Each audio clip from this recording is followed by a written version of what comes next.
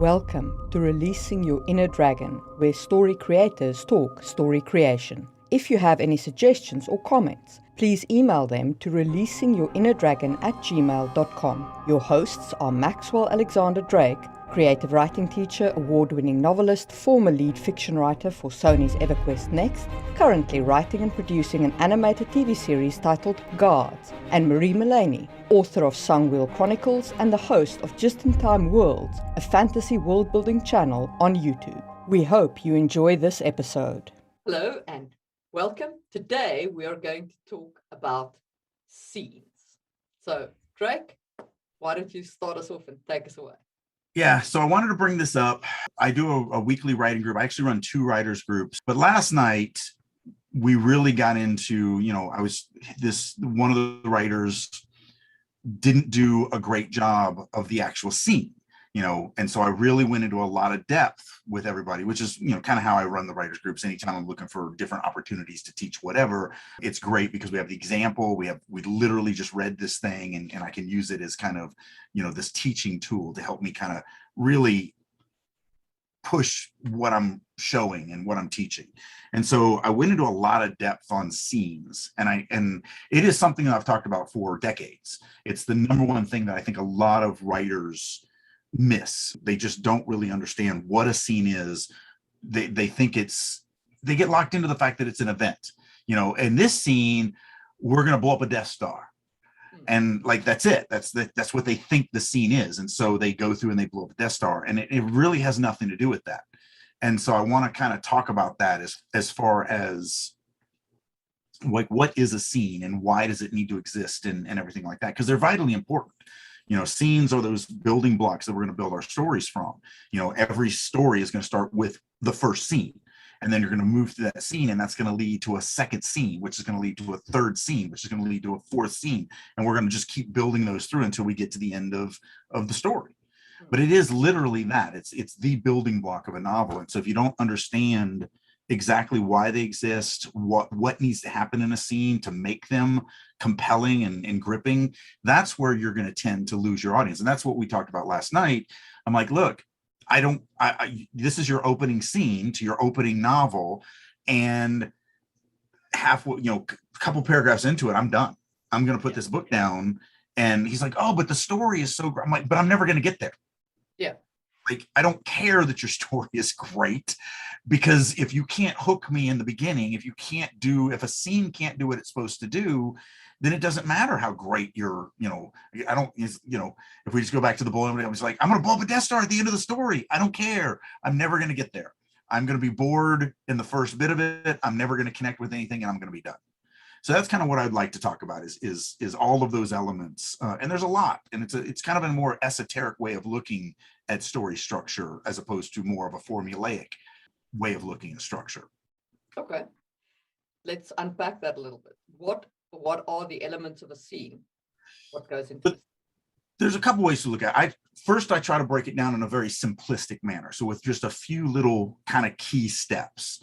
Every scene must have a setup. And that, I think a lot of people, and that's one of the things that this writer missed last night, because he was trying to do these little vignettes of these snippets of moments in time. And I've seen that in novels before, and it can work, but it works after you have connection with things. And we've all seen that, where it's like maybe the character's on a drug trip, or he's in a coma, or, he's been racked in the head in combat or whatever. And so we get these little flashes of life as we're going through, but we've already been connected to a lot of things. And so that actually can work. That has nothing to do with the scene, but that can work in that manner. What he was trying to do was build backstory and kind of, it was the opening of the story. So he's trying to show, these moments, but if you don't start off and do it right. So let me just start there. I guess I'm rambling a little bit. Every scene starts off with a setup. Yeah. There's a lot to do in the setup moment, but I call it the setup. One of the most important things to do is to ground the reader in who the narrator is. If you're writing in a limited POV, if you're writing in first person, if you're writing in third person, limited or free indirect discourse, then you have to do that. Remember, it's those characters are the narrator. They're the ones telling the story, not you, the writer. It's the character telling the story. If you're writing an omniscient or some other things, that's different. But most of us in the mass market world are trying to write in limited. Whether we're succeeding or not is the jury's out. Or in third person, Silence of the Lambs. That's free and direct discourse. Free and direct discourse. Yeah. I would say that. I've decided that is my narrator right there. And it actually, so even though I don't write in it, the funny thing is that's the one I promote the most, because it gives you the ability to slip between big camera, little camera. You can be very limited, and 95% of the novel should be in true limited. Yeah. But with free under discourse, it gives you that ability to back out and do those big camera shots. The danger is, and I think where a lot of people fail, is they slip to omniscient. So omniscient, you have a third party narrator who knows everything, and they have knowledge and foresight and opinions and everything else. So in free and direct discourse, you have to remember that the big camera, where you're going out of limited, doesn't know anything. Yeah. Has no nothing. Has no just thoughts. A picture. It's right. It really is sensory experience. Well, it's the physical senses. It's sight, sound, smell, taste. That's it. And touch. Yeah. But it has no emotion. It has no thought. It has no, and that's where I think a lot of people. And it has no opinion on right or wrong or morality or anything like that. Right. And I think that's, like I said, I think that's where a lot of writers, because they'll shift out to that big camera and they'll think, oh, I'm now the writer. This is the writer camera. No, that would be more omniscient. Yeah. So yeah. But anyway, sorry, that was a distraction. I'm sorry. Let's get back to our that's fine. So you need to establish your narrator. That's really the important part, is making sure the reader knows whose head they're in, who is the narrator, who they need to relate to. But it's also more than that. It's also making them know exactly where they're at. You have to set the scene during the setup. You have to ground me in the physicality of the moment. I'm someplace. I'm not just hovering in a void, unless I am. I mean, obviously there's moments in stories where you have that, but I'm talking about the general way. So we're somewhere, and you're the camera as the writer. So I need to see, as the reader, I need to see this. I need to see who's with me, where I'm at. And it's not just the visual. Remember, we have, now that we're going into more of a limited, we have 6 things that we're playing with, and you want to try to get at least 3 of them on every single page that you write. Every page in your novel should have at least 3 of these 6 things. You have the 5 physicals. We just went through them: sight, sound, smell, taste, and touch. Yeah. But then you have the 6th, which is emotion and knowledge and opinions and all of that. And that is, if you're writing in limited, that only comes from that narrating character. You're inside that narrating character's head. And so therefore, that narrator can give me their emotions, their thoughts, their opinions, their prejudice, their loves, their hates, all of that stuff. And literally every single page should have 3 to 4 of those things on every single page that you write. You should push yourself. And some of them are hard. Taste, that's a hard one to put in there. I work it in every chance I can get, but it's not going to be in there. It's not like my protagonists are running around licking everything in the world. It's a weird, kind of thing. But smell is something that I think is grossly overlooked, because we all smell all the time, everywhere we're at, just like you're seeing and hearing. But for whatever reason, a lot of writers they do 90% sight and 10% hearing and 0% everything else. So, and I am sorry, I feel I need to quickly interject here, because I've recently had an experience with sensory things. Because in my second book, in Ducal Air, I have a point of view character who is blind. Okay? She's not completely blind, but she's effectively blind, right? For a variety of reasons. But she has the ability to make her other senses compensate for this in an extreme way. So I have now, in a very extreme way, right? So I've now ended up writing like how the flow of air feels on her skin, in like a garden, and it was such a illuminating experience in terms of the senses that I can be using for other characters. So those are actually when people hire me as a private consultant, I do a lot of writer's prompts. I have them write things instead of, some people just want me to look at their novel but I'm way too expensive to hire as an editor. Yeah. Because I don't sell myself as an editor. I'm not going to edit your novel. I'm going to teach you how to write better. And so if you're going to hire me to edit an entire novel, because I'm basically charging $50 an hour, so you're going to pay me tens of thousands of dollars to edit an entire novel, and that's not. I don't have time for that either. So what I'd rather do is these little commando kind of hit and run things where we look at 1,000 to 1,500 words and we really dive into them. Some people do like to use their own, like, I want to use my novel for this, but I really push them to not do that, because I found that it actually makes them a better writer if we don't get locked into the thing that they're already locked into. So I do a lot of writer's prompts, and I do actually have writer's prompts where I require them to write a story where the character is blind, the character can't hear, the character can't speak, so I do that on purpose. And for you listening, Mike, that's a great thing. Just go do that. Just go find a writer's prompt and of whatever you want. It can be anything. And then also add on, but my narrator can't see. Yeah. And so do the writer's prompt, whatever it is. But also, the limitation of that. And so what that'll force you to do is it'll force you to really push yourself as a writer to get away from those comfort zones of you're writing 90% visual, and now you're having to write everything else to tell the story, because the narrator is the only thing that's telling the story. So if you have a narrator who can't see, then your narration literally can have no visuals in it at all. So how do you describe, how do you set your scene? How do you tell me where I'm at and ground me in all of that if you cannot describe anything visually? And so it's a great exercise. And it's also a great thing to have characters like that. If you can pull that off and do that in your novels, those are some really interesting moments for characters. Anyway, so yeah. Setup. You set up this, you establish your narrator, you establish the scene. So several things have to happen. You have to set up who the narrator is. You have to set the scene, actually place me in the middle of it. Mm-hmm.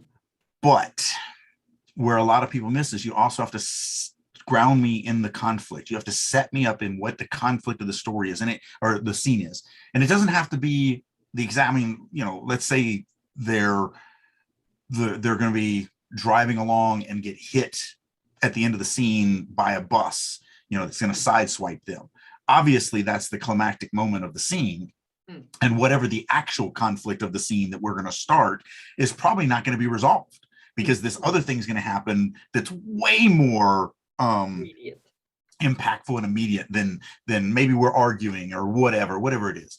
When I say set up the conflict, it doesn't necessarily have to mean the actual conflict of the scene, because that might not even be in the story yet. But there has to be something that makes me want to go, ooh, that's interesting. I want to follow this. I want to find out where this thread goes.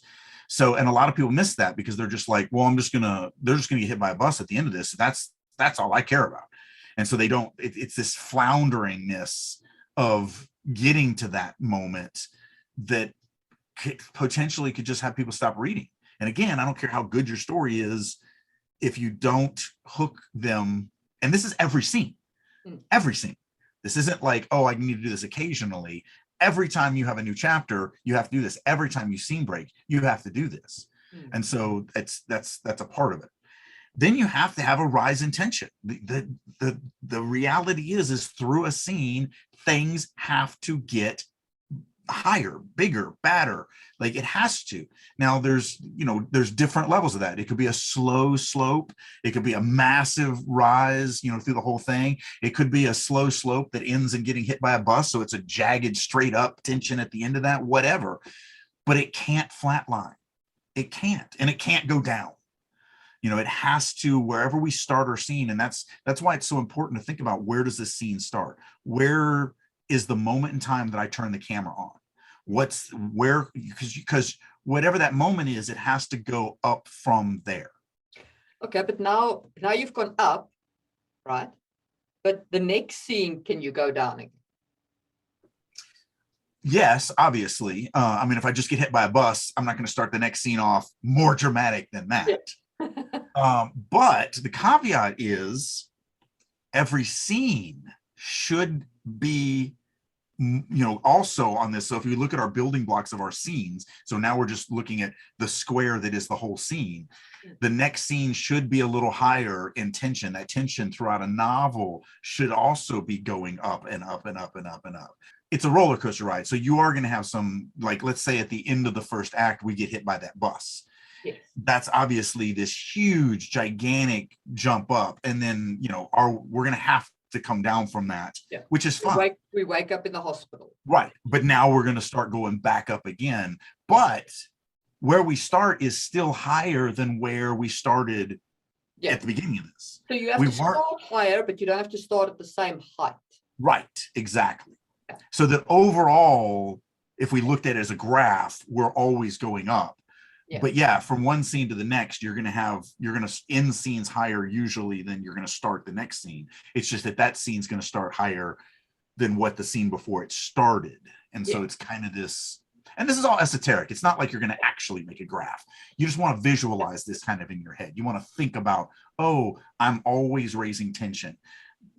Because that's how we get them to turn the page. That's how we get them to want to read the next scene and the next scene and the next scene. And yes, I'm calling them scenes. Understand, a scene is a scene. You could have one scene in one chapter. So you could write an entire book where every chapter is one scene. That's fine. You could also have a chapter that has 2 scenes or 3 scenes or 5 scenes because you could scene break through them. None of that matters to me. A scene is a scene. So I don't care how you divide it up from a chapter standpoint and all of that. You still have to think about every scene as a scene. So if you are going to have 2 scenes in a chapter, then each one of them is going to have to do this. So even though you're in the same chapter, but you scene broke for a reason. Scene break because you're switching to a different character's head. Scene break because you're switching to a different location. Scene break because whatever is happening. Maybe we scene break. We don't chapter break at the end of that bus hitting our main character. We scene break. Well, now we might still be in the same character's head, but now we're in a hospital. We might be injured. We might have all this other stuff going on, or we might scene break, and the next scene starts where you're still seatbelted into the destroyed car, but you're hanging upside down. So it's same location, sort of, but we've scene broke because we're doing something different now. So, but you still have to set the scene. You still got to ground me in even if I'm hanging upside down in that car, everything has changed, and you've got to make sure I know this. You've got to make sure I'm grounded in that, and then you start rising through it. And so, and then you rise through your story, you rise through your scene with whatever the conflict tension is. And again, it could be a faux tension, a fake tension, where we're going to actually have something else that's going to be the real conflict. That's fine, as long as you give me that rise in tension, even though it might disappear and never be fulfilled, because you're going to fulfill it with something that's even more dramatic. That's fine, but you're still taking me on that journey. And then there has to be an overcome. There has to be. You have to have something that makes me go, ooh. Now, it doesn't necessarily have to resolve itself, like getting hit by a bus and then scene break or chapter break. Obviously, I have no idea what just happened. That's still fine, because it's the hook that gets me there. Or you can resolve it and actually have the outcome of what happened from it. But either way, we need a conflict kind of climax moment. Every scene has to have that. You can't just piddle through it and then nothing happens and piddle through, because that's not a scene. You're not doing anything. And then the cool thing about scenes is they can go either way. You can have them go in favor of the protagonist, or you can have them go against the protagonist, because these are just moments. The protagonists are going to win and lose throughout the entire story, and we want them to do both. If you're writing a feel-good story, though, obviously at the end, it's going to end with them overcoming the full climax of the full story. But in individual scenes, it can go either way, depending on which, and you should waffle. You should definitely have just as many failures as you have successes, because that's going to get the audience to buy into the fact that the character has earned their victory at the end. If they literally succeed all the way through, then everyone's going to hate them. So that's just the way it is. And then the last thing a scene must have is a hook. There has to be something in this scene that makes your readers be forced to read the next scene. Now, in the case of the bus accident thingy, you've got the climax moment, the overcome, and the hook all in that same moment, even though, because we don't really know what happens, but I dare you to put the book down at that point. You know, if you're invested in the character and the story and they get hit by a bus, you're going to read to find out what happens. If we resolve whatever the conflict is, you know, through the climax, you still have to have something that makes me go, interesting, what's going to happen next? Because you've just resolved this and you don't want to leave a reader resolved, because I might put the book down. I'm like, oh, well, that was resolved. I have no mystery. I can go ahead and put the book down and I might not ever pick it back up. So what you want is, you know, you resolve that conflict. You don't leave the reader in that state of mind. You then give them a hook of, ooh, this is about to happen. Maybe I shouldn't go to sleep and put this book down. Maybe I should read the next chapter. And so that's what we want. We want that constant driving force. Or if they do put the book down and go about their lives, it's still in the back of their mind. Hey, remember, that was really interesting. You want to go back to that next time you get a chance. You know, that's waiting for you. And so we want that. We want that hook. And so that's the overview of kind of what a scene is in my mind. And all those elements must be in there for it to be successful. Okay. Unfortunately, it gets a little deeper than that to truly understand the scene. Okay. So what's the depth? So, and this is the part that I think most writers struggle with, and most writers just don't even know that they should be doing it. The reality is a scene is not events.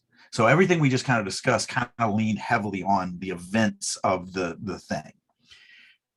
If you just have events, if we're just going to drive along, get hit by a bus, sure, it might be exciting to read, but it doesn't do anything. The reality is scenes are there to do very specific things for the story. They are there to give insight into the characters. They're there, and these are not every one of these are in every scene. I'm just saying this is an overall list. Give insight into the characters, give insight into their motivations, give insight into their desires, give insight into the antagonists and their motivations and all of that.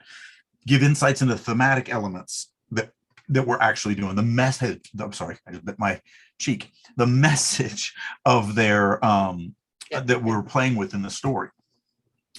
So the reality is before I write a scene, the first thing I do is I really identify the purpose of the scene.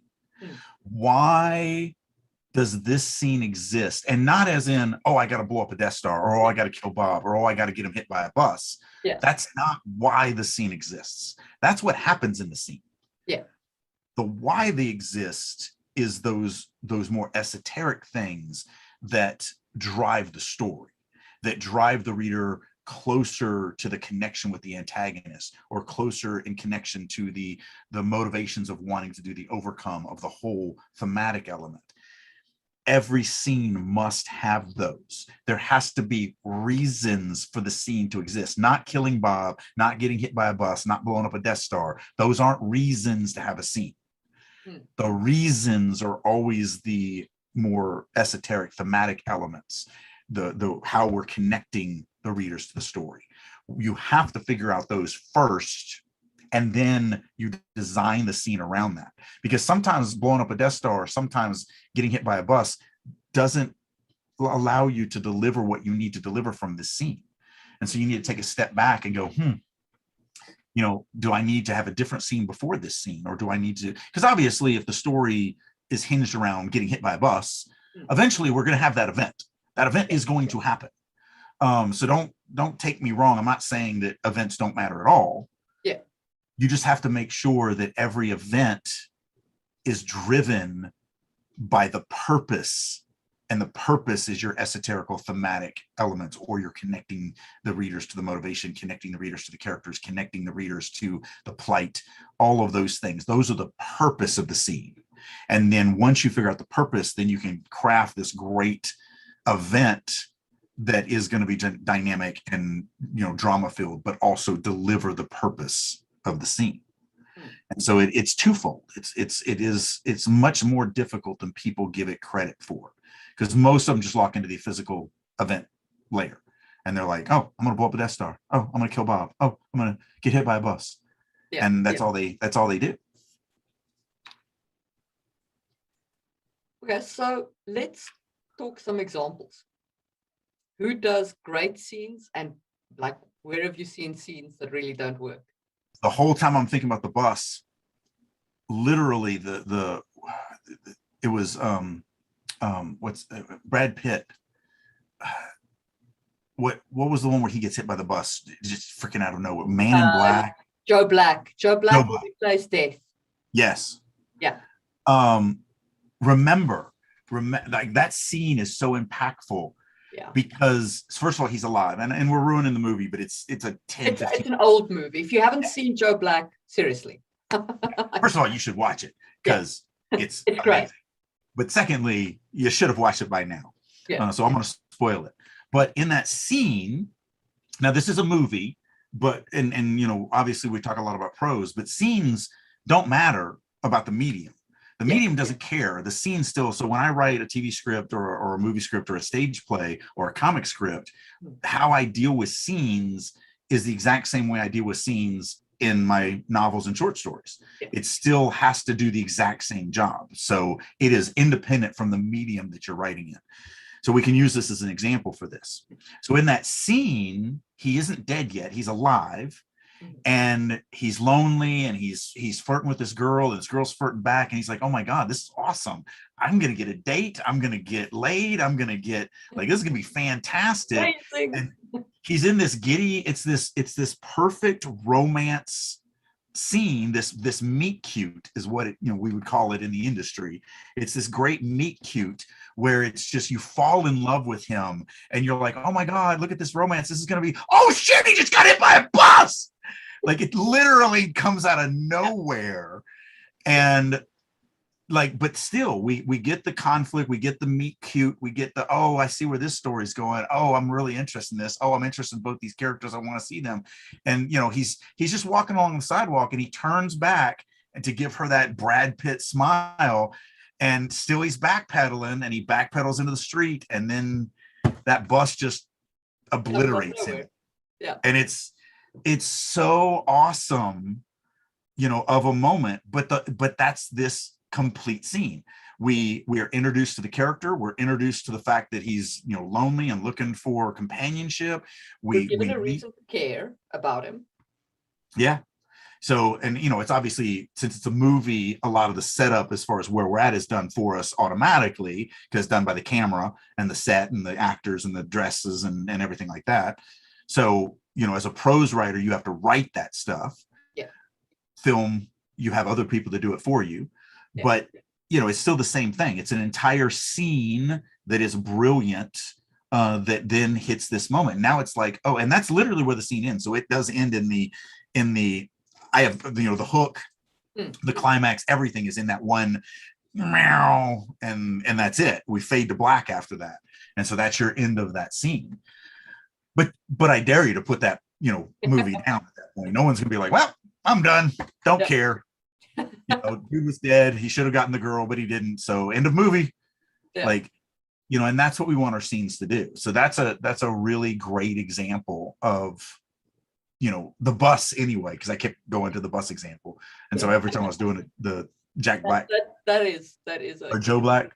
Yeah, it's Joe Black. It's Joe Black. Meet Joe Black. I think it's Meet Joe Black. Yeah, actually, I think it's Brad Pitt and Anthony Hopkins. Mm-hmm. I haven't seen it in decades. I need to go back and watch that. So good. That good of a movie. Yeah. So yeah, I mean, it's usually, I mean, most things work as far as in the professional game. I can't think of any professionally published novels that you're not going to have that.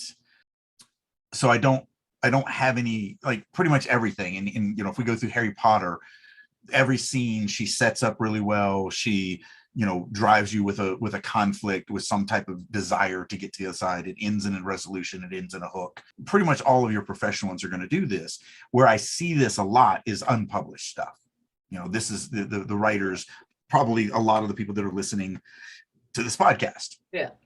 People who want to be published one day, but are still in the process of learning the craft and learning the thing, which is why I wanted to go through it. Because again, my writers group, all unpublished people. So, they're wanting to be published one day. And, it's a big thing. You have to understand the building blocks of a scene, because you can't really get published without understanding. I mean, I've seen it also in self-publishing or indie publishing, because they don't have the gatekeepers. But anything in the professional game, when you get to an acquisition editor, they're going to go through it and they're going to be like, well, look, nothing happens in the scene. Like, you have to do something or cut it or whatever. Actually, no, I will take that back. I can give you an example. I can give you an example both in a movie and in a book. Happens to be the same IP for both of them. But there is a book that literally nothing freaking happens and the scenes are horribly done. And I cannot believe this thing won awards. And I can't believe they made a movie out of it, because the movie also was horrible and disgusting and should never have been made. Okay. Yes, I'm very opinionated about this. I really hate this product. Yeah. The Road. The Road. The Road. Won massive awards. Nothing happens. Nothing happens in the scenes. Nothing happens in the story. Nothing happens with the characters. Nothing happens. Now, it's post-apocalyptic, so it's supposed to be in the mass market, but it's written as literary fiction. That's the thing. When you're writing literary fiction, all bets are off, because it's just this hoity-toity, I'm gonna invent my own point of view, and I'm gonna write in that. I'm gonna call it literary fiction.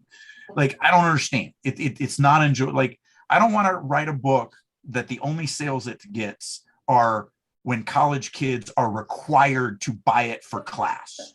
Yeah, that's not the book that I want to write. Yeah. There was a couple of years ago, this one book won the big award, a Pulitzer Prize or whatever, and the back blurb literally read, "You will not read this story for the characters or the world building or the events, because it has none.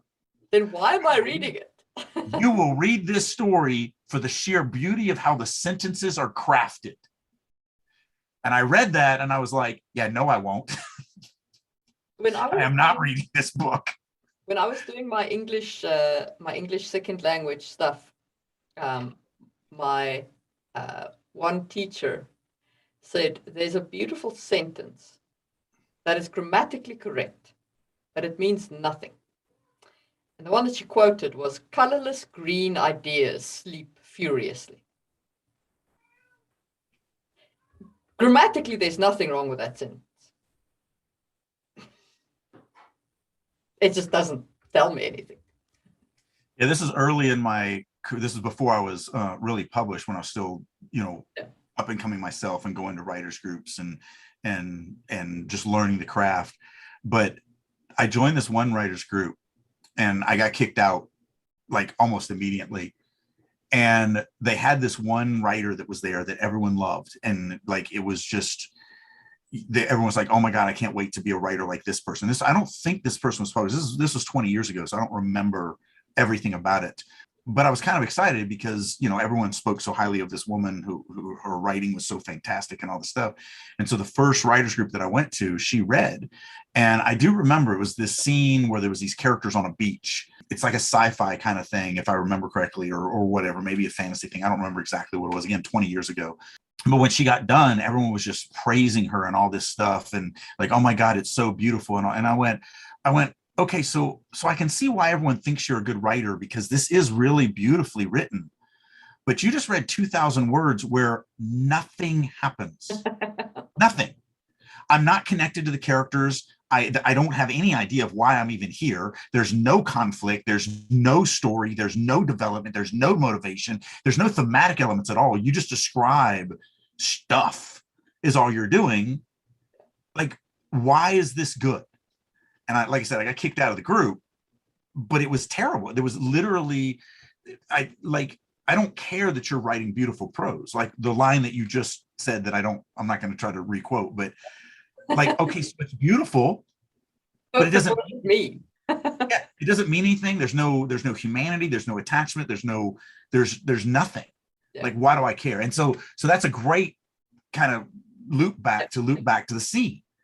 You can write all this stuff beautifully, or you can have events that are or seem cool. Like, but what are you talking about? We fought a dragon and we killed a dragon. Yeah, but I don't care. There's no humanity to it. There's no soul. And if you don't have that, then it doesn't matter that your scene, blew up buildings or whatever. None of that matters. It doesn't have a soul. And so that's really what it comes down to is, and especially in prose, you can get away with a lot Michael Bay. Michael Bay doesn't write a soul in anything he writes. Yeah. But I'll give him $15 to watch any of his movies for 2 hours because they're fun. But I don't remember anything when I leave. I'm not moved as a person. The problem is that's a cheating medium. That's a visual medium. So if you make my heart pound during that visual medium, then you've given me what I've came here for. You can create a movie that is so visually appealing that it doesn't matter you don't have a story, right? Yeah. Avatar by James Cameron is a great example of that. So yes, I agree. It wasn't a great movie, but I thought you were actually going to go with something different when you said it, because there is one prime example of this in that genre, Valerian and the City of a Thousand Planets, which, as me and my child who watched it, because this was like 5 or 6 years ago, he was like 12 or 13. When we walked out there, he said this, not me. He said, that should have been named Valerian and the City of a Thousand Disappointments.